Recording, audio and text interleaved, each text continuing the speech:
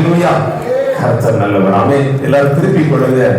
சங்கீதங்களின் புஸ்தகம், சங்கீதங்களின் புஸ்தகம், சங்கீதம் 11, சங்கீதம் 11 அதனுடைய 1 to 7 வரை எல்லாரும் வாசிக்கிறோமா? பழைய ஏற்பாட்டுல 676வது பக்கம். ராகத் தலைவனுக்கு ஒப்புவிக்கப்பட்ட தாவீதின் சங்கீதம். நான் கர்த்தரை நம்பி இருக்கிறேன், பின்னைய நீங்கள் என் ஆத்துமாவை நோக்கி பட்சியை போல உன் மலைக்கு பறந்து போ என்று சொல்லுகிறீர்கள். இதோ துன்மார்க்கர் வில்லை வளைத்து செம்மையான இருதயத்தார் மேல் அந்தகாரத்தில் எரியும்படி தங்கள் அம்புகளை நாணிலே தொடுக்கிறார்கள். அஸ்திபாரங்களும் நிர்மூலமாகிறதே, நீதிமான் என்ன செய்வான்? கர்த்தர் தம்முடைய பரிசுத்த ஆலயத்தில் இருக்கிறார். கர்த்தருடைய சிங்காசனம் பரலோகத்தில் இருக்கிறது. அவருடைய கண்கள் மனுபுத்திரரை பார்க்கிறது.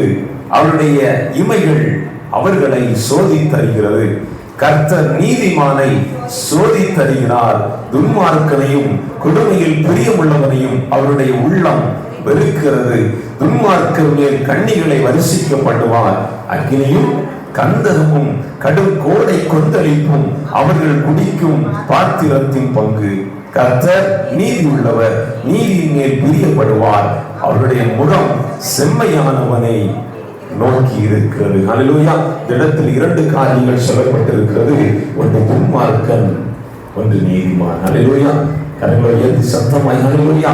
அதாவது துன்மார்க்கனை குறித்து வேதம் என்ன சொல்லுகிறது என்பதை கொஞ்சம் மேலோட்டமாக பார்த்துவிட்டு நீதிமானுடைய வாழ்க்கை எப்படி இருக்க வேண்டும் என்பதை நாம் உங்களுக்கு இந்த வேதத்தின் வாயிலாக பரிசுத்த ஆவியானவரின் துணையோடு சுட்டி காட்டிவிட்டு நான் ஜெபிக்கலாம் என்று விரும்புகிறேன். ஹல்லேலூயா. கரங்களை உயர்த்தி சத்தமாய் ஹல்லேலூயா. அவருடைய 2வது வசனம் வாசிங்க. இதோ துன்மார்க்கர் வில்லை வளைத்து செம்மையான இருதயத்தார் மேலே அந்தகாரத்தில் எரியும்படி அஸ்திவாரங்கள் நிர்மூலமாகிறதே, நீதிமான் என்ன செய்வான்? ஹல்லேலூயா. துன்மார்க்கனுடைய எண்ணங்கள் என்ன, யோசனைகள் என்ன அப்படின்னு கேட்டீங்கன்னா, வில்லை வளைத்து வார்த்தையினால அன்னைக்கு எப்படி சவுல் தாவீதுக்கு விரோதமாய் எழும்பினானோ அதே போல எழுந்து நிற்கிற ஒரு அனுபவங்கள். துன்மார்க்கனுடைய எண்ணங்கள் என்னன்னா, நீதிமானை எப்படி ஆகிலும் மடங்கடிக்க வேண்டும், அவருடைய அஸ்திவாரங்களை எப்படி ஆகிலும் அசைக்க வேண்டும் என்பதே துன்மார்க்கனுடைய எண்ணங்கள். ஹல்லேலூயா. அதனால வேதம் இப்படியாக சொல்லுகிறது, துன்மார்க்கனுடைய கூடாரம் அழிந்து போகும் என்று வேதம் சொல்லுகிறது. எப்படி துன்மார்க்கனுடைய கூடாரம் என்ன செய்யுமா? அழிந்து போகும் என்று வேதம் தெளிவாய் சொல்லுகிறது. யோபு 8:22 வசனத்தில் அதை குறித்து தெளிவாய் சொல்லப்படுகிறது. அதோடு நின்று விடாதபடி துன்மார்க்கன் உயிரோடு இருக்கு நாளெல்லாம் துன்பத்தால் பாதிக்கப்படுகிறான் என்று சொல்லப்படுகிறது. ஹல்லேலூயா. அப்ப நீதிமானுக்கு வராத துன்பம் வேதம் இப்படியாக சொல்லுகிறது, நீதிமானுக்கு வரும் துன்பங்கள் அநேகம், ஆனால் எல்லாவற்றிலும் இருந்து தேவன் அவனை விடுவிப்பார். ஹல்லேலூயா. எப்படி துன்மார்க்கனுக்கு வரும் வேதனைகள் அவருடைய வாழ்வை அப்படியே பாதிக்கிறது, ஆனால் நீதிமானுக்கு வருகிற துன்பங்கள் அப்படி அல்ல. அநேகம் ஆயிரங்களாய் இருந்தாலும் தேவன் அவரை விடுவிப்பதற்கு போதுமானவராய் இருக்கிறார். ஹல்லேலூயா. கரங்களை உயர்த்தி சத்தமாய் ஹல்லேலூயா. அதோடு நின்று விடாதபடி துன்மார்க்கனின் விளக்கு அணைந்து போகும். ஹல்லேலூயா. பாருங்க, நீங்க நல்ல கவனித்து பாருங்க, துன்மார்க்கர் இன்றைக்கு அநேகர் இந்த பூமியில இல்லை. அதனால வேதம் சொல்லுகிறது, துன்மார்க்கர் புல்லை போல அறுப்புண்டு அவன் நீ உற்று பார்த்தால் அவன் பூமியில இல்லை என்று வேதம் சொல்லுகிறது. புள்ளி எப்படி இருக்கும்? சீக்கிரம் முளைக்க சீக்கிரம் இல்லாம போய்விடும். அதே போலதான் துன்மார்க்கனுடைய வாழ்க்கை இருக்கும் என்பதை வேதம் நமக்கு தெளிவாய் சுட்டி காட்டுகிறது. வாசிக்கலாமே சங்கீதம் 1ஆம் அதிகாரம் அதனுடைய 1 to 6 வரை. அந்த வேதம் என்ன சொல்லுகிறது? துன்மார்க்கனுடைய ஆலோசனையில், பாவியுடைய வழியில், பரியாசக்கார் உட்காரும் இடத்தில், கர்த்தருடைய வேதத்தில் அவருடைய வேதத்தில் தியானமாய் இருக்கிற மனுஷன் பாக்கியவான். அவன் நீர்க்காலில் உறவாக நடப்பட்டு தன்னியை தந்து இலை உலாதிருக்கிற மரத்தை போல் இருப்பான். அவன் செய்வதெல்லாம் வாய்க்கும். துன்மார்க்கரோ அப்படி இராமல் காற்று பறக்கடிக்கும் பதரை போல் இருக்கிறார்கள். ஆகையால் துன்மார்க்கர் நியாய தீர்ப்பிலும் நீதிமான்களின் சபைகளிலும் நிலை நிற்பதில்லை. கர்த்தர் நீதிமான்களின் வழியை அறிந்திருக்கிறார், துன்மார்க்கரின் வழியோ அழியும். ஹல்லேலூயா. துன்மார்க்கர் காற்று பறக்கடிக்கிற பதரை போல் இருக்கிறார்கள். துன்மார்க்கர் நீதிமான்களின் சபைகளில் நிற்பதில்லை, துன்மார்க்கரின் வழி அழியும் என்று வேதம் சொல்கிறது. ஹல்லேலூயா. கரங்களை உயர்த்தி சத்தமாய் ஹல்லேலூயா. அதாவது நிறைய வழிகள் உண்டு, தேவனிடத்தில் சேர்வதற்கு பல வழிகள் உண்டு. அன்றைக்கு ஒரு மனிதன் இப்படியாக பேசிக் கொண்டிருந்தார், நாங்களும் தேவனிடத்தில் செல்லுகிறோம், நீங்களும் தேவனை சென்றீர்கள், ஆனா நாங்க போகிற வழி வேற, நீங்க போகிற வழி. ஆனா வேதம் சொல்கிறது, நானே வழியும் நானே சத்தியமும் நானே ஜீவன். நான் தெளிவா சொல்லி கொடுத்தேன், அந்த வழியில வந்தா மட்டும்தான் நீங்கள் வைகுண்டத்தை அடையணும். அவர் ஐயா வழிகாரு. ஆனா சொன்னேன், வைகுண்டம் போகணும்னு விரும்புறீங்க, அந்த வழியில் வந்தால் மட்டுமே நீங்கள் தேவராஜ்யத்தை சுதந்திரித்துக் கொள்ள முடியும். ஹல்லேலூயா. எல்லா வழியில போனா ஒண்ணு ஆண்டவரிடத்துல போக முடியாது. ஒரு பாதை ஒன்று கொடுக்கப்பட்டிருக்கிறது. அதான் சொல்லி, நீதியின் பாதையில் ஜீவன் உண்டு, அந்த பாதையில் வந்தாதான் நித்திய ஜீவனை பெற்றுக் கொள்ள முடியும். ஹல்லேலூயா. வாசிங்க சங்கீதம் 10ஆம் அதிகாரம் அதனுடைய 4வது வசனம். துன்மார்க்கரை குறித்து வேதம் என்ன சொல்லுகிறது? சங்கீதம் 10 அதனுடைய 4வது வசனம்.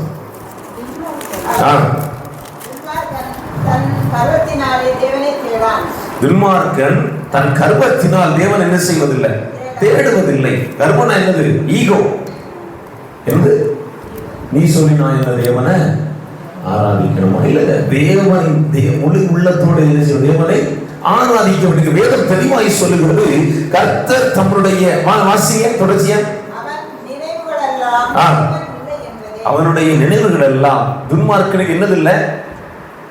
தேவனை குறித்த அறிவில்லை என்று வேதம் தெளிவாங்க நமக்கு கற்றுக் கொடுக்கிறது. ஹல்லேலூயா. நான் வேதத்தில் ஒரு நபரை உங்களுக்கு காண்பித்துக் கொடுப்பேன். யாத்திராகமம் 9ஆம் அதிகாரம் அதனுடைய 27ஆம் வசனம் என்ன சொல்லுகிறது? யாத்திராகமம் 9ஆம் அதிகாரம் அதனுடைய 27ஆம் வசனம். யாத்திராகமம் 9 அதனுடைய 27.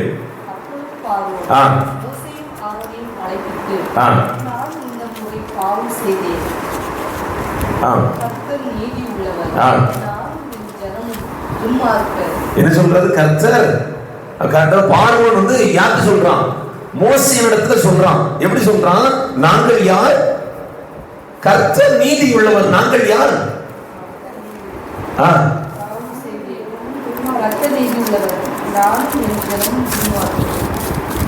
நாங்களே ஜனங்கள் யாரு? அவன் ஒத்துக்கொள்கிறான், தன்னுடைய தவறை ஒத்துக்கொள்கிறான், தன்னுடைய பாவங்களை ஒத்துக்கொள்ளுகிறான், தான் செய்த தப்பிதங்களை அங்கே அறிக்கை. நாங்கள் யார்? துன்மார்க்கர்கள். நீ நீதி உள்ளவர். ஏன்னா அவன் என்ன சொல்றான்னா, ஒரு பிரச்சனை வந்த உடனே தேவ நோக்கி மன்றாடுவான் மோசே. எல்லாம் அந்த வாதைகள் நின்று போன உடனே மீண்டும் அவன் இருதயம் கடினப்படுகிறது. அதனால சொல்றான், வேதம் தெளிவாய் சொல்கிறது, யாருடைய இருதயம் கடினப்படுகிறதோ அவர்கள் துன்மார்க்கர்கள். யாரு? யாருடைய இருதயம் கடினப்படுகிறவர்கள் யார்? துன்மார்க்கர்கள். நாங்கள் துன்மார்க்கர்கள், ஜனங்கள் துன்மார்க்கர்கள். நாங்கள் மீண்டும் மீண்டும் இருதயத்தை கடினப்படுத்திக் கொண்டோம். அவன் மோசேயினிடத்தில் அறிக்கையிடுகிறான், நாங்கள் துன்மார்க்கர், தேவன் ஒருவரே நீதிமான் என்று சொல்லுகிறதை பார்க்க முடிகிறது. நல்ல கவனிங்க, துன்மார்க்கனை தேவன் வெறுக்கிறார் என்று வேதம் சொல்லுகிறது. துன்மார்க்கனை தேவன் என்ன செய்கிறாரு? வெறுக்கிறார். துன்மார்க்கனை குறித்து வேதம் என்ன சொல்லுகிறது? கடன் வாங்கி திரும்ப செலுத்துவது. நீங்க நல்லா கவனிச்சு பாருங்க, நிறைய பேர் கடன் வாங்கிட்டு ஊற விட்டு அவர்களை குறித்து வேதம் சொல்லுகிறது, அவர்கள் துன்மார்க்கர். நீதிமான் அப்படி அல்ல, அதை இறங்கி கொடுக்கிறான் என்று வேதம் சொல்லுகிறது. ஹல்லேலூயா. துன்மார்க்கன் கடன் வாங்கி திரும்ப யாராவது கொடுக்காம இருக்கீங்களா? யாரையும் வாங்கிட்டு இல்ல? அப்படி இருக்க மாட்டீங்க. நான் கர்த்தருக்குள் விசுவாசிக்கிறேன். ஹல்லேலூயா. யார்கிட்ட கடன் வாங்கணும் வட்டி மூலமா திரும்ப கொடுத்துடணும். ஹல்லேலூயா. வேதம் சொல்லுகிறது, துன்மார்க்கன் கடன் வாங்கி திரும்ப செலுத்தாது இருக்கிறான். அது மட்டுமல்ல, துன்மார்க்கனின் சந்ததி வேரோடு பிடுங்கப்படும் என்று வேதம் சொல்லுகிறது. எப்படி? துன்மார்க்கனின் சந்ததி பூமியில் இராதபடி வேரோடு அறுப்புண்டு போகும் என்று வேதம் சொல்லுகிறது. ஹல்லேலூயா. துன்மார்க்கன் தன்னை ஒருபோது என்ன செய்வதில்லை? தாழ்த்துவதில்லை. ஆனால் வேதம் சொல்லுகிறது, துன்மார்க்கனை தேவன் தாழ்த்தி போடுவார் என்று சொல்லப்படுகிறது. ஹல்லேலூயா. கரங்களை உயர்த்தி சத்தமாக ஹல்லேலூயா. துன்மார்க்கனுடைய வீட்டுல என்ன இருக்கும் தெரியுமா? வாசிங்க நீதிமொழிகள் நான் எல்லா வசனமும் சொல்லுவதற்கு நேரம் இல்லாததுனால அப்படியே சொல்றேன். நீதிமொழிகள் 3ஆம் அதிகாரம் அதனுடைய 33வது வசனம். நீதிமொழிகள் 3 அதனுடைய 33. என்னமா இருக்குது? துன்மார்க்கனுடைய வீட்டுல கர்த்தருடைய சாபம் இருக்கிறது. எம்மா, நம்ம வாழ்க்கையில் நாம் செய்த தவறினால் பாவத்தினால் உண்டான சாபங்கள் போக வேண்டுமானால் தேவனிடத்தில் வரலாம். ஆனால் வேதம் சொல்கிறது, தேவனால் உண்டான சாபங்கள் என் வீட்டில் இருக்கிறவர்கள் யாரிடத்தில் சொல்லுவேன்? எப்படி எதுல புரியுது? துன்மார்க்கனுடைய வீட்டுல கர்த்தரின் சாபம் இருக்கிறது. அதனால கவனமாக இருக்கிறது. வேதம் தெளிவாக சொல்கிறது, துன்மார்க்கருடைய ஆலோசனையில் நடவாமலும் பாவிகளுடைய வழியில் இல்லாமலும் பரியாசக்காரர் உட்காரும் இடத்தில் உட்காராமலும் கர்த்தருடைய வேதத்தில் தியானமாய் இருக்க வேண்டும் என்று வேதம் நமக்கு தெளிவாய் கற்றுக்கொள்கிறது. அல்லேலூயா. வாசிக்கலாமே. நீதிமொழிகள் 10ஆம் அதிகாரம் அதனுடைய 20வது வசனம்.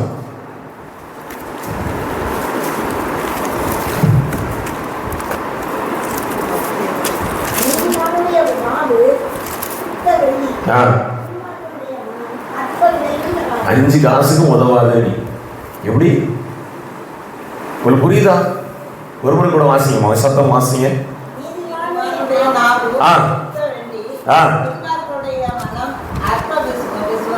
அற்ப விலையும் பெறாது. 5 காசுக்கு செல்லாது நீ. 5 காசுக்கு செல்லாது. வேதம் தெளிவாய் சொல்கிறதே தேவஜனங்களே, துன்மார்க்கனுடைய மனம் 5 காசுக்கு உதவா. நம்முடைய இருதயம் எப்படி இருக்கிறது? நம் சிந்தனை எப்படி இருக்கிறது? நம் யோசனை எப்படி இருக்கிறது? அதனாலதான் உலகத்தினுடைய தத்துவவாதிகள் இப்படியாக சொல்லுகிறார்கள், நீ எதை நினைக்கிறாயோ அப்படியே உன்னுடைய வாழ்க்கை அமைகிறது. எப்படி நீ எதை நினைக்கிறாயோ அப்படியே உன்னுடைய வாழ்க்கை என்ன செய்கிறது? அமைகிறது என்று வேதத்திலே சொல்லப்பட்டிருக்கிறது. அது மட்டுமல்ல, துன்மார்க்கனுடைய ஆயுசின் வருஷங்களோ குறுகி போகாது. அதே பகுதி 27வது வசனம் வாசிங்க.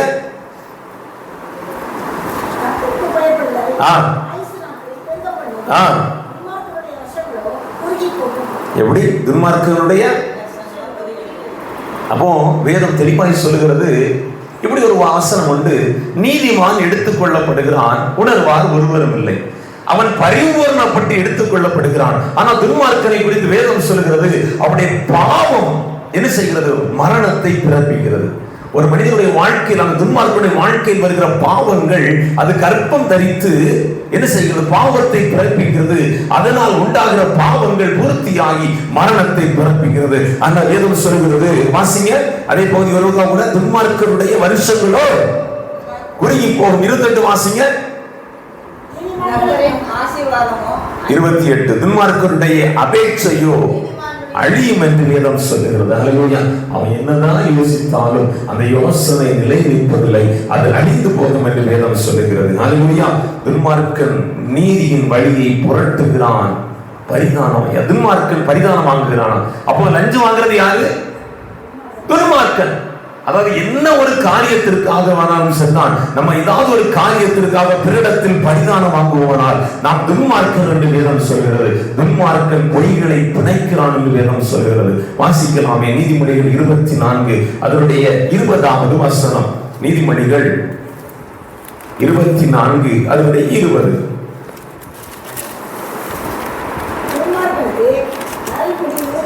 என்னதான்? துன்மார்க்கனுக்கு உனக்கெல்லாம் நல்ல சாக்காலமே கிடையாதுன்னு சொல்லுவாங்கல்ல, அது பைபிள் எழுதியிருக்கு. எப்படி? துன்மார்க்கனுக்கு நல்முடிவு இல்லை. அல்லேலூயா. ஆகவே நல்ல கவனிக்க தேவ ஜனங்களே, வாசி ஒரு முறை கூட சங்கீதம் 9 திருப்பிக் கொள்ளுங்க. சங்கீதம் 9:17 வேதம் என்ன சொல்லுகிறது? துன்மார்க்கனும் 9:17 சங்கீதம் 9:17 துன்மார்க்கனும் தேவனை மறைக்கிற எல்லா ஜாதிகளும் எங்க போவாங்களா? துன்மார்க்கன். அவன் சொல்லுங்க, துன்மார்க்கமான காரியங்களுக்கு நீங்கள் விலகிறீர்கள். நீங்க பரலோகம் போகணும்னா கைப்பிடிக்க மாட்டீங்களோ? நீங்க பரலோகம் போகணும்னா துன்மார்க்கமான எண்ணங்களை விட்டுட்டு நீதிமானாய் வாழ்வதற்கு முயற்சி செய்யுங்கள். ஆனால் வேதம் சொல்லுகிறது, துன்மார்க்கன் மரித்து போவது கூட என் தேவனுக்கு பிரியம் இல்லை. அல்லேலூயா. துன்மார்க்கன் மரிப்பது கூட தேவனுக்கு பிரியம் இல்லைங்க. அவன் சன்மார்க்கனாய் நீதிமானாய் மாறி கர்த்தருக்குள் மரிக்க வேண்டும் என்று விரும்புகிறார். கரங்களை உயர்த்தி சத்தமாய் அல்லேலூயா. இரண்டாவது, நீதிமானை குறித்து வேதம் என்ன சொல்லுகிறது? வாசிங்க சங்கீதங்களின் புஸ்தகம் 34ஆம் சங்கீதம் அதனுடைய 15 வாசிக்கலாமே. சங்கீதம் 34 அதனுடைய 15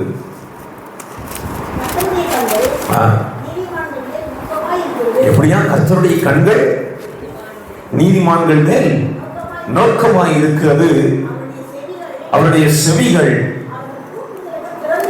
எப்பா, எப்படி கர்த்தர் நீதிமான்களை என்ன செய்கிறார்? பார்த்துக்கிட்டே இருக்கிறாரு.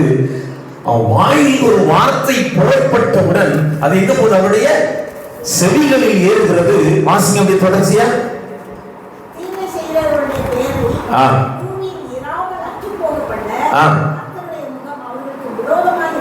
17 நீதிமான்கள் கூப்பிடும் போது கர்த்தர் கேட்டு அவர்களை அவர்களுடைய எல்லா உபத்திரவங்களுக்கும் நீங்களாக்கி விடுகிறார். 19 வாசிங்க.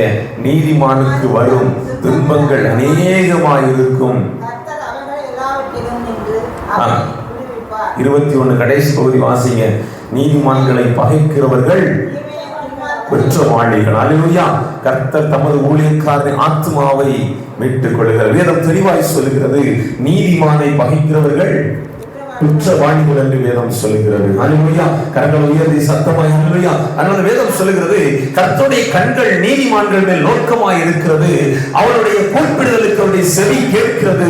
அதோடு நின்று விடாதபடி அவர் அவரை பார்த்து கொண்டிருக்கிறார். நீதிமானை உபத்திரவத்திலிருந்து விடுவிக்கிறார். நீதிமானுக்கு வருகின்ற துன்பங்கள் அநேகமாய் இருந்தாலும் எல்லாவற்றிலும் கர்த்தர் விடுவிக்கிறதை பார்க்க முடிகிறது. அதனால ஆதியாகமம் 37ஆம் அதிகாரம் அதனுடைய 22ஆம் வசனம் எடுத்துக் கொள்ளலாமே. ஆதியாகமம் 37ஆம் அதிகாரம் அதனுடைய 2வது வசனம். நீதிமானாகிய யோசேப்பு பல துன்பங்களை சகிக்கிறார். காரணம் என்ன? ஆதியாகமம் 37ஆம் அதிகாரம் அதனுடைய 2வது வசனம். தன் சகோதரருடைய ஆட்களை மீட்டுக் கொண்டிருந்தார். தன் தகப்பனுடைய வறுமையை வாரோடு இருந்து நல்ல கவனிங்க. இவர் நீதிமானா இருந்ததினால் துன்மார்க்கமான காரியங்களுக்கு விரோதமாய் செயல்படுவதை பார்க்க முடிகிறது. அவருடைய சகோதரர்கள் துன்மார்க்கமான காரியங்களை செய்கிற பொழுது தன்னுடைய தகப்பனிடத்தில் போய் சொல்கிறார், தகப்பனே, நம்முடைய சகோதரர்கள் தேவன் விரும்பாத காரியங்களை செய்கிறார்கள், நீர் கற்றுக் கொடுத்த பிரமாணத்திற்கு விரோதமாய் செயல்படுகிறார்கள் என்று சொல்லி அங்கே கற்றுக் கொடுக்கிறதை பார்க்க முடிகிறது. அதனால தான் வேதம் சொல்கிறது, துன்மார்க்கமான அந்த ஜனங்கள் நீதிமானாகிய மோசேயை விரோதிக்கிறதை பார்க்க முடிகிறது. நேரம் பார்க்கிறார்கள், சமயம் பார்க்கிறார்கள். எதற்கு தெரியுமா? நீதிமானாகிய அந்த யோசேப்பை கொலை செய்யும்படியாக. ஆனா நடந்தது என்ன தெரியுமா? வேதம் தெரியுமா சொல்லுதே ஜனங்களே, நீதிமானை யோசேப்பை கர்த்தர் எல்லா கட்டிலும் விடுவித்து அவனை தேசத்தில் உயர்ந்த அடைக்கலத்திலே கொண்டு நிறுத்துவதை பார்க்க முடிகிறது. அல்லேலூயா. வேதம் தெளிவாய் சொல்லுகிறது, துன்மார்க்கர் நீதிமானுக்கு விரோதமாய் எழும்பினாலும் அவனுக்கு வருகிற இக்கட்டில் தேவன் அவனை விடுவிப்பதற்கு அவர் போதுமானவராய் இருக்கிறார். அல்லேலூயா. கரங்களை உயர்த்தி சத்தமாய் அல்லேலூயா வாசிக்கலாமே. அதனுடைய 34:19 சங்கீதம் 34 அதனுடைய 19 அழகா சொல்லப்பட்டிருக்கிறது. நீதிமானுக்கு வரும் துன்பங்கள் அநேகமாயிருந்தாலும் கர்த்தர் அவனை இக்கட்டுண்டவன் என்ன செய்கிறான்? விடுவிக்கிறார். அல்லேலூயா. அதோடு நின்று விடாதபடி வேதம் சொல்கிறது, கர்த்தர் நீதிமானை தாங்குகிறார், அவனை ஏற்றுகிறார், அவனை தப்புவிக்கிறார். அவனுக்கு வரும் துன்பங்கள் நிறையதான். ஆனால் வேதம் சொல்கிறது, அவனுடைய வாழ்க்கையில் எத்தனை துன்பங்கள் வந்தாலும் அத்தனை துன்பங்கள் இருந்து தேவன் நீதிமானை விடுவித்து அவனை உயர்ந்த அடைக்கலத்தில் கொண்டு வைக்கிறது நாம் அங்கே பார்க்க முடிகிறது. அல்லேலூயா. கரங்களை உயர்த்தி சத்தமாய் அல்லேலூயா. அதனாலதான் அந்த சங்கீதம் 37:25 வாசிங்க. அவர் இப்படியா சொல்றாரு, நான் இளைஞனா இருந்தேன், முதிர் வயது உள்ளவனும் ஆனேன், ஆனாலும் நீதிமான் கைவிடப்பட்டதையும் அவன் சந்ததி அப்பத்துக்கு இறந்து திரிந்ததையும் நான் காணவில்லை. பாருங்க, தாவீது சொல்றாரு, நான் சின்ன வயசுல இருந்து முதிர் வயது வரைக்கும் என்னுடைய அனுபவத்தில் நான் பார்த்துட்டேன், நீதியாய் வாழ்ந்தவர்கள், நீதிமானாய் வாழ்ந்தவர்கள் அவர்களும் அவர் சந்ததிகளும் அப்பத்துக்கு இறந்து தீர்ந்தது. ஹல்லேலூயா. சொல்லுங்க, நான் நீதிமானா வாழ்ந்தா என் பிள்ளைகள், என் சந்ததிகள், என் தலைமுறைகள் யார்கிட்ட போய் கேட்டாங்க? ஹல்லேலூயா. சொல்லுங்க, நம்ம இந்த பூமியில வாழுகிறது வரையிலும் நீதியாய் வாழ்வோம். சொல்லுங்க, நீதியின் பாதையில் ஜீவன் உண்டு. நம்ம போற பாதை ஜீவன் உள்ள பாதை. அட ஹல்லேலூயா. இல்ல கவனிக்கதே ஜனங்களே, யோசேப்புடைய வாழ்க்கையில் வந்த பிரச்சனை எத்தனையோ அவன் தன்னுடைய நீதியை விட்டு அவன் பின்வாங்கவில்லை. தன்னுடைய நீதி மார்க்கத்தை விட்டு அவன் பின்வாங்கவில்லை. எத்தனை இடத்தில் அவனுடைய வாழ்க்கை துன்மார்க்கமாய் மாறுவதற்குரிய சம்பவங்கள் நடந்தது உண்டு. ஆனால் எந்த இடத்திலும் அவன் தேவனுக்கு விரோதமாய் பாவம் செய்யவில்லை என்று வேதம் சொல்லுகிறது. தெரியுமா? அவனுக்கு தெரியும், நான் துன்மார்க்கமாய் நடப்பேன், ஆனால் நான் நிச்சயமாய் கானானை சுதந்தரிக்க முடியாது, பரலோக கானானை சுதந்தரிக்க முடியாது. ஹல்லேலூயா. அதனால வேதம் சொல்லுகிறது, நீதிமான் ஒருபோதும் தள்ளாட விடுவதில்லை. ஹல்லேலூயா. தள்ளாட்டங்கள் வருவதற்குரிய முகாந்திரங்கள் வந்தாலும் தேவன் அவனை தாங்கி பிடிப்பதற்கு அவனோடு கூட இருக்கிறார். ஹல்லேலூயா. கரங்களுடைய சத்தமாய் ஹல்லேலூயா. வாசிக்க ஆதியாகமம் 38ஆம் அதிகாரம் அதனுடைய 26ஆம் வசனம். அங்கு ஒரு ஸ்திரீயை குறித்து சொல்லப்படுகிறது. ஆதியாகமம் 38ஆம் அதிகாரம் அதனுடைய 26வது வசனம்.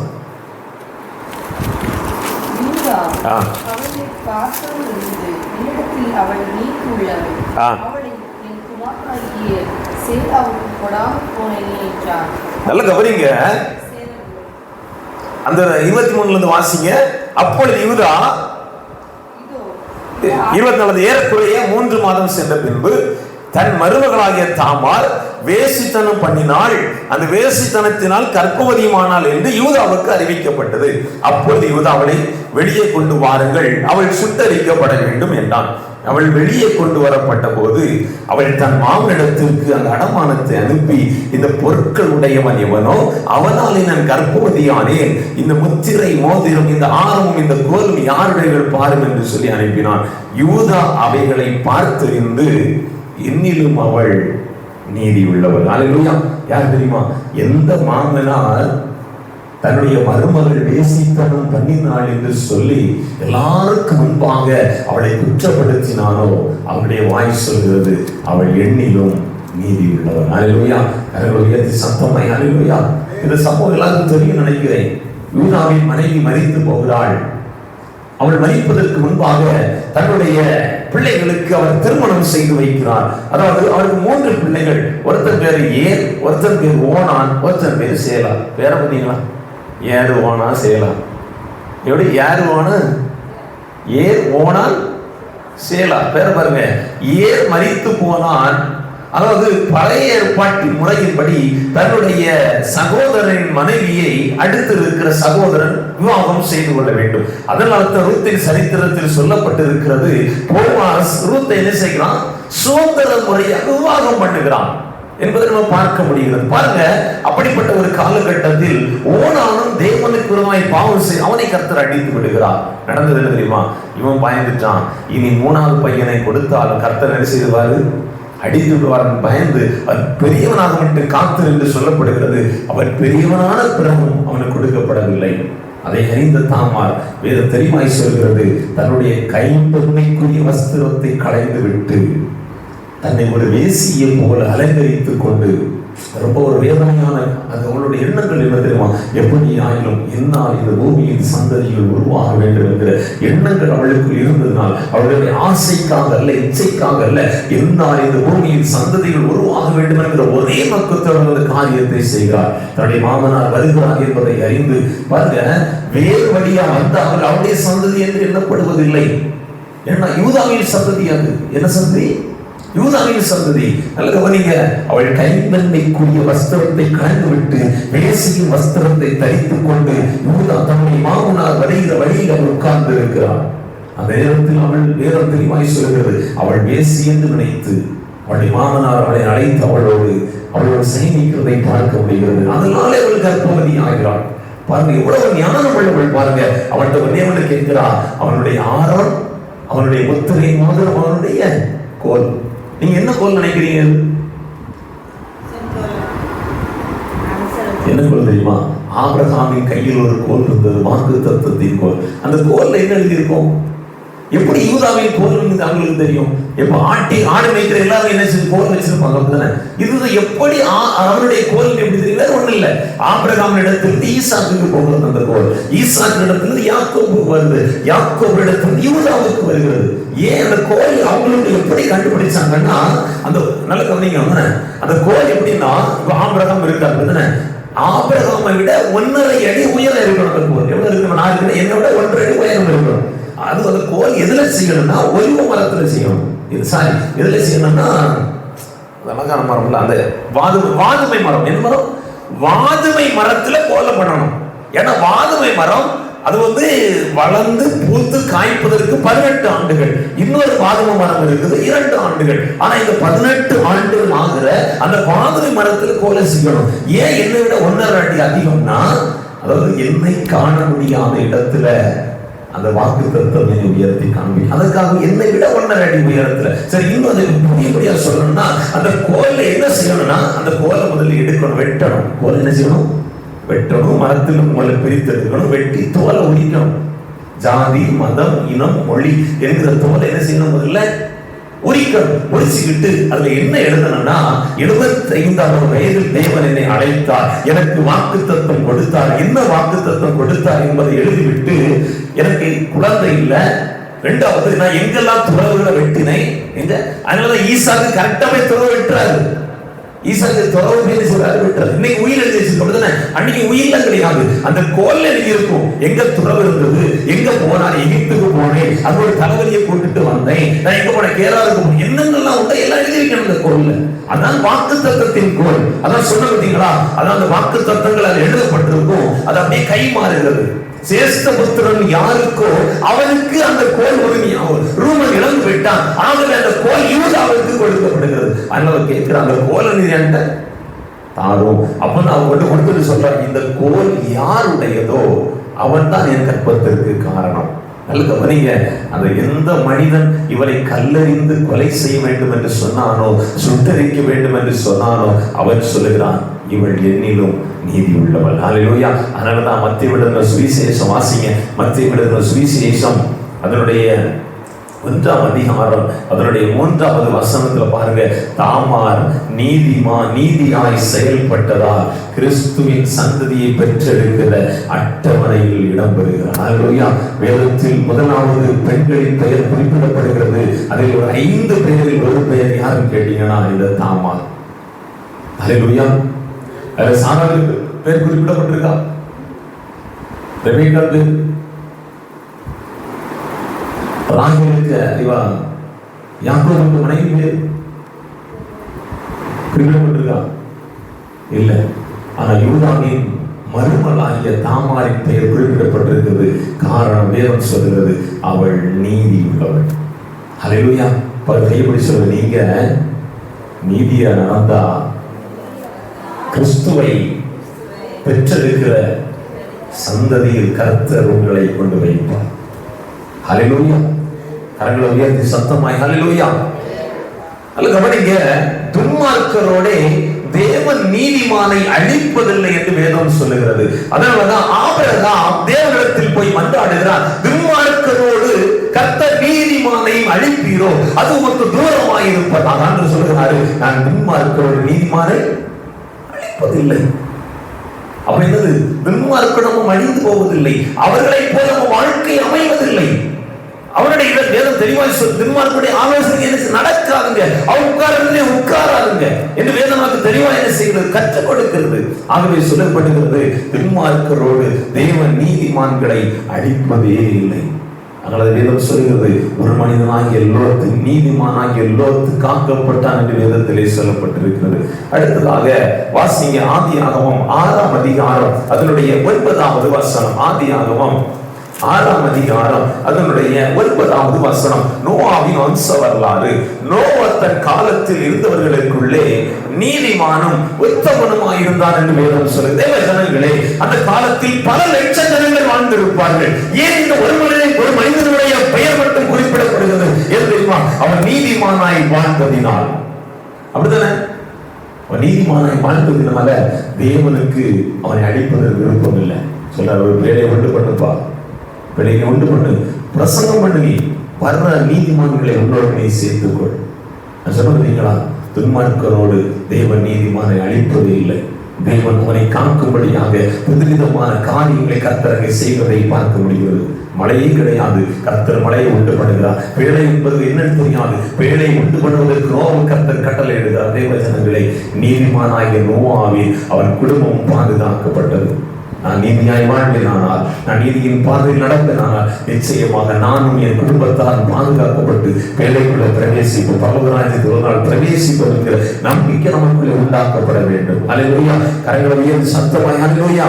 அதோடு நின்று விடாதபடி வேதம் தெளிவாய் சொல்கிறது, நீதிமானின் குடும்பங்களை கர்த்தர் பாதுகாக்கிறார். கர்த்தர் நீதிமானை ஆசீர்வதிக்கிறார். கர்த்தர் நீதிமானை காருண்யம் என்கிற கேடகத்தினால் சூழ்ந்து கொள்கிறார் என்று வேதம் சொல்கிறது. நீதிமானை கர்த்தர் ஸ்திரப்படுத்துகிறார். நீதிமானை கர்த்தர் சோதித்து அறிகிறார்.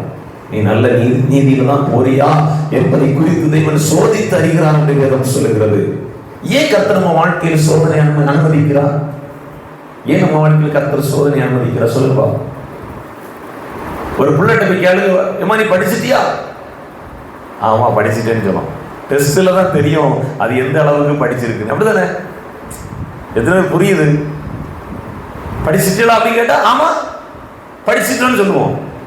ஆனா டெஸ்ட் வைக்கும் போது அந்த பிள்ளை எவ்வளவு படிச்சிருக்குன்னு அந்த எழுத்துல நினைச்சு தலையெழுத்து தெரிஞ்சிடும். அப்படிதானே? அதே போலதான் தேவன் நீதிமானை சோதித்து அறிகிறார். சில பரீட்சைகளை நமக்கு வச்சு நம்மளை சோதித்து அறிந்து, எதுக்கு தெரியுமா? நம்மளை பொன்னாய் மாற்றுவதற்காக. அல்லேலூயா, அல்லேலூயா. அதோடு நின்று விடாதபடி கர்த்தர் நீதிமானின் சந்ததியோடு இருக்கிறார். அல்லது இதை விட வேற என்னங்க வேணும்? துன்மார்க்கனின் சந்ததி அழிந்து போகிறது. இங்க வேதம் சொல்கிறது, நீதிமானின் சந்ததியோடு கர்த்தர் இருக்கிறார். நீதிமானை தேவன் உயர்த்துகிறார் என்று வேதம் சொல்கிறது. வாசிக்கலாமே சங்கீதம் 92, சங்கீதம் 92 அதனுடைய 12ஆம் வசனம். சங்கீதம் 92 அதனுடைய 12.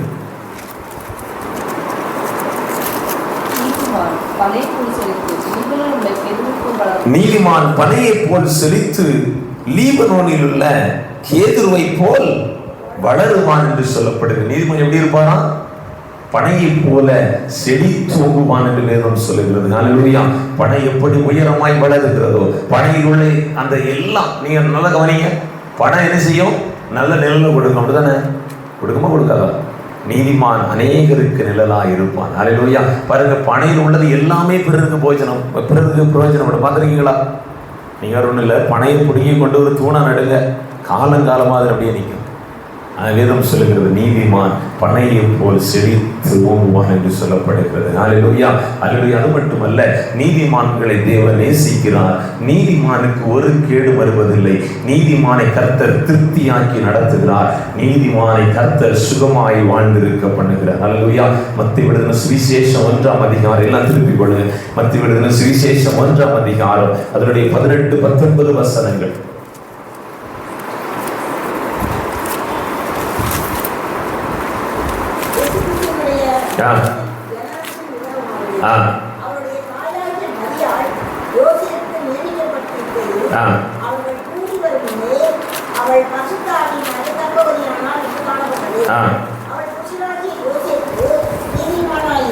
என்னதான் யோசேப்பு யாரா? நீதிமான். நல்ல கவனிங்க, வேதத்தில் நீதிமான் என்று புதிய ஏற்பாட்டில் முதலாவது பெயர் பெற்றவர் யாருன்னு கேட்டீங்கன்னா யோசேப்பு. வேதத்தில் 4 யோசேப்பு நாம் முதல்ல பார்த்தோம். அவர் யாரு? எகிப்துல அடிமையா கொண்டு செல்லப்பட்டார், தேசத்துல உயர்ந்த அடைக்கலத்தில் கொண்டு நிறுத்தப்பட்டார். இங்க 2வது யோசேப்பை குறித்து சொல்லப்படுகிறது. இவருடைய தகப்பனார் பெயரும் யாக்கோபு தான். உங்களுக்கு வேணும் ஒருக்க காட்டிதானே, வாசிங்க. அதனுடைய 16வது வசனம். யாக்கோபு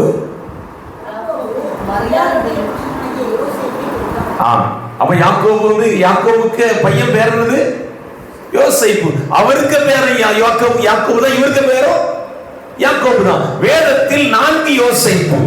ஒன்று பழைய ஏற்பாட்டில் சொல்லப்பட்டிருக்கிறது, மிச்சம் 3 புதிய ஏற்பாட்டில் சொல்லப்பட்டிருக்கு. நான் என்ன காண்பித்து கொடுக்கிறேன் பாருங்களா. வாசிங்க அப்போஸ்தலர் நடவடிக்கைகள் 1ஆம் அதிகாரம் அதோட 23ஆம் வசனம். அங்கே இயேசுவின் சீசனாகிய யாக்கோபை குறித்து வேதம் சொல்லுகிறது. வாசிங்க. அப்பொழுது அவர்கள் யூஸ் என்னும் மறுநாமம் உள்ள பர்சபா எனப்பட்ட யோசேப்பும். சரியா? இது யாருன்னு கேட்டீங்கன்னா இயேசுவின் சீசனாகிய யாக்கோபு. ஒன்று அடிமைத்தனத்தில் வாழ்ந்து எகிப்தில் உயர்த்தப்பட்ட யோசேப்பு, இன்னொன்று இயேசுவின் வளர்ப்பு தந்தையாகிய யோசேப்பு, மூன்றாவது வேதம் சொல்லுகிறது இயேசுவின் சீசனாகிய யோசேப்பு. நான்காவது லூக்கா எழுதின சுவிசேஷம் 23ஆம் அதிகாரம், லூக்கா எழுதின சுவிசேஷம் அதனுடைய 23ஆம் அதிகாரம் அதனுடைய 50வது வசனம்.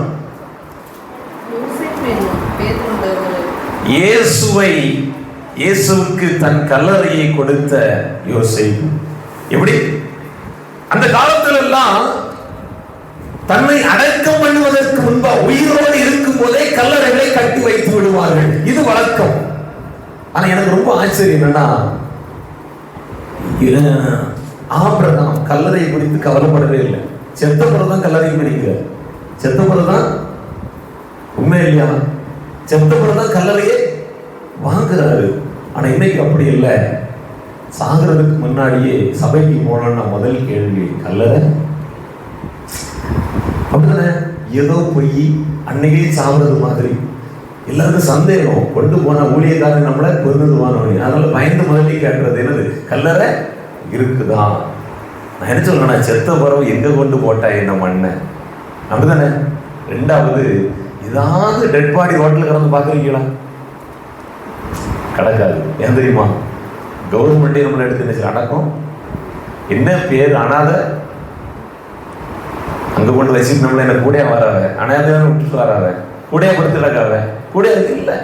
எப்படினாலும் அனாதைதான். ஏன்னா எங்க பெய்யாச்சு, கல்லறை கூட பெய்யாச்சு. நல்ல கவனிங்க, இங்க வேதம் தெளிவாய் சொல்லுகிறது, யோசேப்பு தனக்கென்று வைத்திருந்த கல்லறையை இயேசு வைக்கும்படியாக. யோசேப்பு வச்சிருந்தா இன்னைக்கும் மூடி வச்சிருந்தாப்பாங்க. யோசேப்பு அந்த கல்லறை இயேசு கொடுத்ததினால் இன்றைக்கும் அந்த கல்லறை திறந்து இருக்கிறது. ஹல்லேலூயா. கரங்களை உயர்த்தி சத்தமாய் ஹல்லேலூயா. ஒரு மனிதன் தன்னுடைய ஒரு வயதானவர், அவரை பார்த்து அவருடைய மனைவி இப்படியாக சொன்னார்கள். அதாவது முன்னாடி எல்லாம் பார்த்துருக்கீங்க, ஒரு சூட்கேஸ் வெங்கு பட்டி சொல்லுவாங்க தானே, அது மேல அந்த பீரோக்கு மேல இருக்கு, கொஞ்சம் எடுத்து தாங்க அப்படின்னு சொல்லி அந்த கணவனார் தன்னுடைய மனைவி பார்த்து கேட்ட உடனே அவர் எடுத்து கொடுக்கிறார். இந்த பெட்டி உங்களுக்கு ஞாபகம் இருக்கிறதா? அதுல அவர் சொல்ல, ஞாபகம் இருக்குது, நீ உன்னுடைய தாயார் வீட்டில் வரும்போது கொண்டு வந்தாய். நான் இந்த பெட்டியை பத்தி நான் உங்கள்ட்ட என்ன சொன்னேன், எதனாலும் தொடுங்க, அந்த பெட்டியை நீங்க தொட்டாருங்க. நானும் இன்னைக்கு வரைக்கும் தொட்டது கிடையாதுமா அப்படின்னு சொல்லி அந்த கணவரார் திரும்ப பதிலளிக்க அதை திறந்தார்கள். திறந்த உடனே அவர் திறந்த உடனே உள்ள இருக்கிறத எடுங்க. எடுத்தா 2 பொம்மை இருந்தது. 2 பொம்மை இருந்தது. என்ன அழகா பொம்மைலாம் செய்தியா, இந்த பொம்மை என்ன தெரியுமா அப்படி சொல்லிவிட்டு அந்த தாய், அந்த மனைவி அந்த கணவரை பார்த்து இப்படி சொன்னார்களாம், என்னுடைய பாட்டி நான் திருமணம் முடிந்து இந்த வீட்டிற்கு வருவதற்கு முன்பாக என்னிடத்தில் ஒரு காரியம் சொல்லி அனுப்பினார்கள். ஒரு கைக்கல் அதாவது பொம்மை செய்வதற்கு கற்றுக் கொடுத்து, உனக்கு எப்பமாவது கோபம் வந்துன்னா நீ என்ன செய், பொம்மை செய் அப்படின்னு சொல்லி கற்றுக் கொடுத்தாங்க. அவர் கேட்டாராம், இத்தனை வருஷத்துல 2 பொம்மை தான் செஞ்சியாமா, இத்தனை வருஷத்துல நீ அவ்வளவுதான்? அவர் சொன்னாராம், இல்லம்மா, நீங்க கொஞ்சம் கீழே போய் பாருங்க. அடுத்தது திறந்தா கீழே ஒரு 5 லட்சம் ரூபா பணம் உள்ள இருக்குது. இது என்னமா பணம்? ஐயா, எனக்கு கோபம் நேரம் பொம்மை செய்வேன், பொம்மை செஞ்சு வித்த பைசா தான் இது. அவ்வளவு கோபப்படுத்தி இருக்கிறாரு மனைவி. நல்லா புரியுங்க, நல்லா கவனிங்க. இனி நான் இப்படி கொஞ்ச நாள்ல செஞ்சிருவேன், போயிருவேன். உமக்கு இருக்க கோபத்துக்கு ஒருத்தனும் ஒரு பையமானமா வச்சிருக்க மாட்டான். ஆனால் இதை வச்சு நீங்க என்ன செய்யணும், வச்சுக்கிறோம் அப்படின்னா. நல்ல கவனிங்க தேவ ஜனங்களே, ஒரு மனிதனுடைய வாழ்க்கையில் வருகிற கோபங்கள் அவனை அழித்து விடுகிறது. உண்மையா இல்லையா? உண்மையா இல்லையா? ஆனா இங்க அப்படி இல்லை. இவன் நீதிமான். யார்? யோசேப்பு. அவன் நினைச்சிருந்தா அந்த மரியாளை கல்லெறிந்து கொலை செய்வதற்குரிய முழு உரிமை உண்டு. அதாவது மரியாள் யாருன்னு கேட்டீங்கன்னா யோசேப்புடைய சொந்த ஊரை சார்ந்தவள். அழகுள்ளவள், இரண்டாவது நற்குணம் உள்ளவள். வேதம் தெளிவாய் சொல்லுகிறது அவள் நற்குணம் உள்ளவள். ஆனா அவர்கள் கூடி வருவதற்கு முன்பாகவே இவன் கர்ப்பவதி என்பதை இவன் அறிந்து கொள்கிறான். இவளை எப்படியாய் ரகசியமாய் தள்ளிவிட வேண்டும். நல்ல கவனிங்க, கூட்டி வரமுன்னா நிச்சயதார்த்தம் பண்ணது உடனே தெரியல, திருமணம் முடிந்தவுடனே இவனுக்கு தெரிகிறது இவள் கர்ப்பவதி ஆகியிருக்கிறாள் என்று சொல்லி இவள் எப்படியாய் ரகசியமாய் தள்ளிவிடலாம் என்று சொல்லி யோசனையாக இருக்கும்போது தூதன் வந்து சொல்லுகிறான், இது கர்ப்பவதியாக இருப்பது பரிசுத்த ஆவி. நல்ல கவனிங்க, அந்த பகுதி ஒருமுறை கூட வாசிக்கலாமே. வாசிங்க அதனுடைய 19வது வசனம். அவள் புருஷனாகி யோசேப்பு நீதிமானா இருந்து அவளை அவமானப்படுத்த மனதில்லாமல். அப்போ நீதிமான்கள் பிறரை ஒருபோதும் அவமானப்படுத்துவதில்லை. எனது நீதிமான்கள் பிறரை என்ன செய்வதில்லை? அவமானப்படுத்துவதில்லை. அவர் சொன்ன எப்படியா ரகசியமா தள்ளிவிட்டு விட வேண்டும் என்று சொல்லி யோசனையா இருக்கும்போது தூதன் சொல்கிறான், இல்லப்பா யோசிக்காத, இது பரிசுத்த ஆவியினால் உண்டானது என்று சொல்லுவதை பார்க்க முடிகிறது.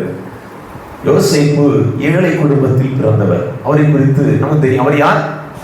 தச்சன். என்னது? தச்சு தொழில் செய்கிறவர். அப்ப என்ன நடக்குன்னா, உள்ளூர் பெண்ணான அந்த மரியாளை அவளுக்கு நிச்சயம் பண்ணுகிறார்கள். திருமணம் முடிகிறது. திருமணம் முடிந்த மாத்திரத்தில் அவள் கர்ப்பவதி என்று அறிந்து கொள்கிறார். அவளை தள்ளிவிடலாம் என்று யோசனை தூதன் என்று சொன்ன அந்த வார்த்தையை அவர் கேட்டுக் கொள்கிறார். அது மட்டுமல்ல, இவர் பெருந்தன்மை உடையவர், பொறுமை உடையவர். ஏன் அப்படின்னா, அவரிடத்தில் சொல்லப்படவில்லை இயேசு பிறப்பது வரைக்கும் நீர் அவரோடு சேரக்கூடாது சொல்லப்படவில்லை. ஆனாலும் பெருந்தன்மையோடு பொறுமையோடு காத்திருந்து ஒரு பரிசுத்த சந்ததியை பெற்றெடுக்கிறதை நாம் பார்க்க முடிகிறது. அல்லது அது மட்டுமல்ல, இவர் இரக்க குணம் உள்ளவர். எப்படி? அடுத்தவன் பிள்ளைய தான் பிள்ளைன்னு சொன்னா ஏற்றுக்கொள்வாங்களா? இல்ல. பெருந்தன்மையுடைய இரக்க குணம் உள்ளவர். அது மட்டுமல்ல, மன்னிக்கிற குணமுடையவர். அதாவது தூதன் சொன்னதை விசுவாசித்த ஒரு விசுவாச வீரரை கூட அவர் என்ன செய்யலாம்? அதாவது மரியாளுக்கு தரிசனம், இவருக்கு சொப்பனம், ரெண்டுக்கு வித்தியாசம் உண்டு. சொப்பனத்தில் சொல்லப்படுகிறதை அவர் அப்படியே விசுவாசிக்கிறதை பார்க்க முடிகிறது. அது மட்டுமல்ல, அந்த சொன்ன வார்த்தைக்கு அவர் கீழ்ப்படுகிறார், தியாகமாக இருக்கிறார், தன்னடக்கமுடையவராக இருக்கிறார். அது மட்டுமல்ல, அவருக்கு எத்தனையோ பிரச்சனைகள் வருகிறது. 12 வயசுல ஏசு அவர் பாட்டுக்கு கோயில நின்றுட்டார். தேடி போக வேண்டிய ஒரு சூழ்நிலை. நம்ம நினைக்கிற கொஞ்சம் இல்ல, 3 நாள் பிரயாணம். 3 நாள் பிரயாணம் தூரத்துல வந்து திரும்பி அவர் அழைச்சிட்டு போறாங்க. இப்போ மாதிரி அன்னைக்கு வசதியெல்லாம் கிடையாது. அன்னைக்கு நாங்க திருமணம் விட்டு போயிட்டு இருக்க நேரம் ஒரு குடும்பம் மாட்டு வண்டியில போகுது. அப்ப என் மாமா சொல்றாங்க, முன்னாடி எல்லாம் பொண்ணு வீட்டுக்காரங்க மாப்பிள்ளை வீட்டுக்காரங்க பொண்ணு வீட்டுக்கு எல்லாம் போவாங்க. ஆமா, இப்ப அப்படி இல்லை. 5 நிமிஷத்துல 10 நிமிஷத்துல அப்படி விட வசதிகள் என்ன செஞ்சுட்டு வந்துட்டு அப்படிதானே சிலர்லாம் சொல்லுவாங்க. நான் பார்த்துருக்கேன். பொய் சொல்லன்னு அவங்களே மாதிரி யாரும் சொல்ல முடியாது. மருங்கூர்ல இருந்துட்டு நாகர்கோவில் நிற்கன்னு சொல்லுவாங்க, நாகர்கோவில் நின்று திருநெல்வேலி நிற்க சொல்லுவாங்க, திருநெல்வேலி நின்றுட்டு சென்னையில் நிற்க. இப்படிப்பட்ட ஆள்லாம் நான் பார்த்துருக்கேன். இப்படிப்பட்ட ஆள்லாம் உண்டு. அப்படிதானே? பார்த்துருக்கீங்களா இல்லையா? ஆமா, முதல்ல கண்ணாடியில் பார்த்தா தெரியும், நல்லா தெரியும் அது வேற யார், நம்ம தான். நல்ல கவனிக்க தேவ ஜனங்களே, எந்த பிரதிபலனும் எதிர்பார்க்காமல் அவர் அங்கே செய்கிறதை பார்க்க முடிகிறது. அது மட்டுமல்ல, அந்த 12வது வயதுல தேடி அலைந்த போது எவ்வளவு பொறுமையா இருந்திருப்பாருன்னு மரியாள் தான் கேட்கிறா பாருங்க. அவர் அந்த யோசேப்பு அந்த இடத்துல பேசவே மாட்டார். மரியாள் தான் கேள்வி கேட்பா, எங்கய்யா மனிது உங்களை நாங்க எங்கெல்லாம் தேடி. அவர் சொல்றார், நான் பிதாவின் அடுத்தவர்கள் இருக்க உங்களுக்கு புரிந்து கொள்ளல. 2 பேருமே புரிந்து கொள்ளல. அதனால் அவருடைய வாழ்க்கையில் மீண்டும் 18 ஆண்டுகள் அங்கே இருந்தது. அது மட்டுமல்ல, யோசேப்பு இயேசுனுடைய 18வது வயதில் இறந்து போனதாக சரித்திரம் சொல்கிறது. வேதத்தில் சொல்லப்படவில்லை. பாருங்க, அந்த வேலை யார் எடுத்து செஞ்சானா இயேசு அந்த பொறுப்பு எடுத்து என்ன செய்கிறதை பார்க்க முடிகிறது. தேவ ஜனங்களே, நன்கு கவனியுங்கள். நம்ம எதை விதைக்கிறோம் அது கண்டிப்பா அறுப்போம். யோசேப்பு தன்னுடைய பிள்ளைகளுக்கு நிறைய காரியங்களை கற்றுக் கொடுத்திருப்பான். நிறைய காரியங்கள் கற்றுக் கொடுத்திருப்பான். நான் இப்படி யோசிக்கிறேன், யோசேப்பு கண்டிப்பா நீதிமானா இருப்பதினால் தேவராஜ்யத்தில் இருப்பான். இன்னைக்கு வேணா நிறைய பேருக்கு இருதயத்தில் இடம் இல்லை. ஏன்னா பாருங்க, மரியாளை குறித்து பேசுறவங்க யோசேப்பு குறித்து பேசுறது அப்படிதானே. மரியாளை பாக்கியவது என்று சொல்லுகிறோம், யோசேப்பு குறித்து பேசுறதே எங்கேயாவது பேசி கேட்டீங்களா? யோசேப்பு குறித்து அந்த அவரை குறித்து பேசுவாங்க. ஏன்னா அவர் தேசத்தில் உயர்த்தப்பட்டார், கர்த்தர் உங்களை உயர்த்துவார், ஆசீர்வதிப்பு இல்லைங்க. இந்த யோசேப்பு குறித்து வேதம் சொல்லுகிறது அவர் நீதிமானா இருந்தார் என்று சொல்லப்படுகிறதை நாம் பார்க்க முடிகிறது. வேதத்தில் முதலாவது பெயர் எழுதப்பட்ட நீதிமான் யார் அப்படின்னு கேட்டீங்கன்னா இந்த யோசேப்பு. ஹல்லேலூயா. கரங்களை உயர்த்தி சத்தமாய் ஹல்லேலூயா, ஹல்லேலூயா. என்ன கவனிங்க, யோசேப்பு தன்னுடைய வாழ்க்கையில் எல்லாவற்றையும் தியாக மனதோடு செய்தார் என்று வேதம் சொல்லுகிறது. ஹல்லேலூயா. வாசிங்க அடுத்ததாக அப்போஸ்தலர் நடபடிகள் 10ஆம் அதிகாரம் அதனுடைய 22வது வசனம். அப்போஸ்தலர் 10:22. அங்கே கொர்நேலியு என்கிற ஒரு மனிதனை குறித்து வேதம் சொல்லுகிறது. வாசிங்க 10:22. நீதிமானும் தேவனுக்கு பயப்படுகிறவரும் யூத ஜனங்கள் எல்லாரும் நல்லவன் என்று சாட்சி பெறுவராகிய கொர்நேலியு யார் அப்படின்னு கேட்டீங்கன்னா ஒரு ரோமர். அவர் யூதர் அல்ல, ஆனால் அவர் கிறிஸ்து இயேசுவை அறிந்திருந்தவர், உண்மை தெய்வத்தை அறிந்திருந்தவர். அவரை குறித்து வேதம் சொல்லுகிறது அவர் நீதிமான், நன்கு ஜெபிக்கிறவர். அதனால ஜெப வேளையில தூதன் வந்து தூதனை தரிசிக்கிறதை பார்க்க முடிகிறது. அது மட்டுமல்ல, நல்ல கவனிக்க, அவர் யாருன்னு கேட்டீங்கன்னா 100க்கு அதிபதி, ராணுவத்தினுடைய படைத்தலைவன். அது மட்டுமல்ல, எல்லாரும் நற்சாட்சி பெற்றவர் என்று வேதம் சொல்லுகிறது. இன்னொரு பகுதி என்னன்னா தான தர்மங்களை செய்பவர். பாருங்க, பெந்தேகோஸ்தே சர்ச்சுக்கு வெளியில பிச்சைக்காரனே இருக்க மாட்டான். பாத்துறீங்களா? எங்கேயாவது பாக்குறீங்களா? இருக்க மாட்டான். அவனுக்கு தெரியும் பிச்சைக்காரங்க பிச்சை போட மாட்டாங்க. எங்க இந்த சர்ச்சில் பெந்தேகோஸ்தே சர்ச்சில் பிச்சைக்காரங்க ஆர்சி சர்ச்சில் இருப்பான், இந்து கோயில இருப்பான். அவனுக்கு தெரியும் இவங்க இறக்கம் உள்ளவர்கள், தர்மம் பண்ணுறவங்க. ஆனா நம்மால் அப்படி இல்லை, தர்மமும் பண்ண மாட்டான். தர்மம் பண்றவனை வீட்டு பக்கத்துல ஓடுறான், ஏன்டா ஒண்ணும் இல்லை. சரி, நல்ல கவனிங்க, இங்க வேதம் தெளிவாய் சொல்லுகிறது கொர்நேலியு ஒரு ரோமன், அவன் 100க்கு அதிபதி, படைத்தளபதி, ராணுவத்தினுடைய படைத்தளபதி, உண்மை தெய்வத்தை அறிந்தவன், ஜெபிக்கிறவன், எல்லாராலும் நற்சாட்சி பெற்றவன். அது மட்டுமல்ல, தான தர்மங்களை செய்பவன். நல்ல கவனிங்க, இவனுக்கு இன்னொரு அடையாளம் உண்டு. புறஜாதிகளில் முதலாவது பரிசுத்த ஆவியை பெற்றுக்கொண்டவன். ஹல்லேலூயா. கரங்களை உயர்த்திமா. முதலாவது பரிசுத்த ஆவியை பெற்றுக்கொண்டது யார் தெரியுமா? புறஜாதிகள் உள்ள இந்த மனுஷன் என்று வேதம் தெளிவாய் சொல்கிறது. அதுவரையிலும் யூதர்களுக்குள் இருந்தது, சீஷர்களுக்குள் இருந்தது, வெளியே செல்லவில்லை. ஆனால் முதலாவது பரிசுத்த ஆவியை பெற்றுக்கொண்டது யாருன்னு கேட்டீங்கன்னா கொர்நேலியு, அவனுடைய குடும்பங்களும் அவனுடைய உறவினர்களும். அவருக்கு காரணம் என்ன தெரியுமா? அவன் நீதிமானா இருந்ததினால். ஹல்லேலூயா. கையை பிடிச்சு, நீங்க நீதிமானா இருந்தா உங்களை பரிசுத்த ஆவியானவர் ஆளுகை செய்து நடத்துவது நிச்சயமே. ஹல்லேலூயா. கரங்களை உயர்த்தி சத்தமாய் ஹல்லேலூயா. ஒரு சில வசனங்களை மட்டும் உங்களுக்கு போட்டு காண்பித்து விட்டு நான் ஜெபிக்கலாம் என்று விரும்புகிறேன். திருப்பிக் கொள்ளுங்க. ரோமர் 3ஆம் அதிகாரம், ரோமர் 3ஆம் அதிகாரம் அதனுடைய 24வது வசனம். ரோமர் 3 அதனுடைய 24.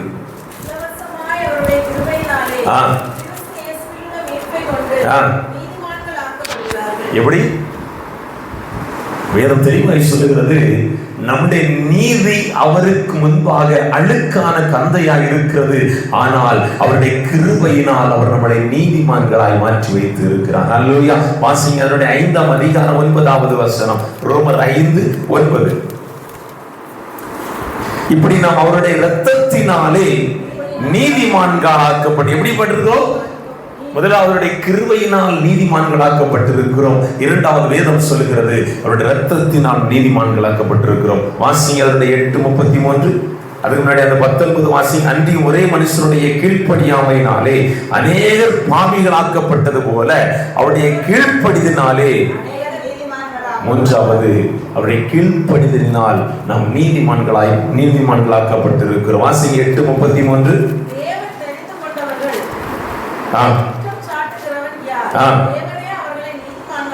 நம்மளை நீதிமான்களாக்குறது யாரு?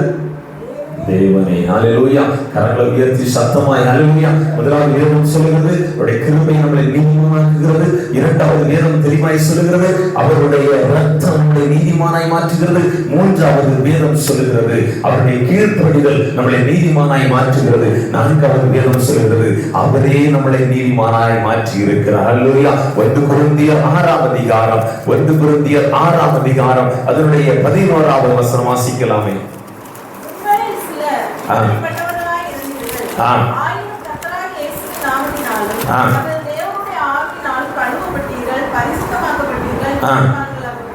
உங்களில் சிலர் இப்படிப்பட்டவர்களா, எப்படிப்பட்டவர்களா இருந்தீங்க?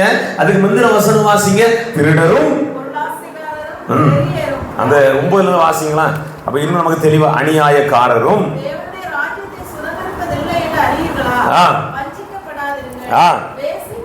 வேசி மார்க்கத்தாரும், விக்கிரக ஆராதனைக்காரரும், விபச்சாரக்காரரும், சுய புணர்ச்சிக்காரரும், ஆண் புணர்ச்சிக்காரரும், திருடரும், பொருளாசைக்காரரும், வெறியரும், உதாசீனரும், கொள்ளைக்காரரும் தேவனுடைய ராஜ்யத்தை சுதந்தரிப்பதில்லை. உங்களில் சிலர் இப்படிப்பட்டவர்களாய் இருந்தீர்கள். ஆயினும் கர்த்தராகிய இயேசுவின் நாமத்தினாலும் நமது தேவனுடைய ஆவியினாலும் கழுவப்பட்டீர்கள், பரிசுத்தமாக்கப்பட்டீர்கள், நீதிமான்களாக்கப்பட்டீர்கள் என்று வேதம் சொல்கிறது. எப்படியா? அவருடைய ஆவியினால் நம்மளை அவர் நீதிமானாய் மாற்றி வைத்திருக்கிறார். யாக்கோபு 2ஆம் அதிகாரம், யாக்கோபு 2ஆம் அதிகாரம் அதனுடைய 24வது வசனம். யாக்கோபு 2ஆம் அதிகாரம் அதனுடைய 24ஆம் வசனம் ஒருவர் வாசிக்கலாம். ஆதலால்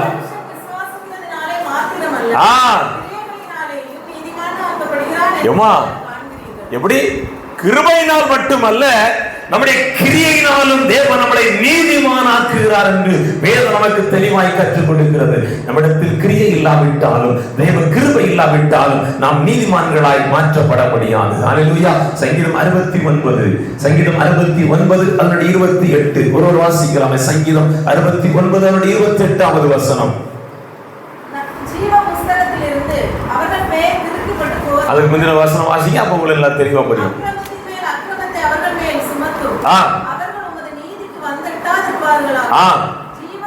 துன்மார்க்கனுடைய பெயர் ஜீவ புஸ்தகத்திலிருந்து கிறுக்கி போடப்படுகிறது. வாசிங்க. நீதிமான்களுடைய பெயரோ, வாசிங்க. நீதிமானின் பேரை கர்த்தர் ஜீவ புஸ்தகத்தில் எழுதுகிறார், துன்மார்க்கின் பேரை கர்த்தர் கிறுக்கி போடுகிறார். அல்லேலூயா.